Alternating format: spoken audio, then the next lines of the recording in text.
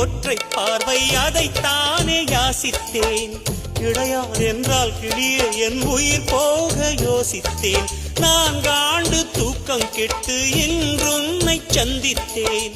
காற்றும் கடலும் நிலமும் அடித்தீ கூட தித்தித்தேன். மாணிக்கத்தேரே உனை மலர் கொண்டு பூசித்தேன்.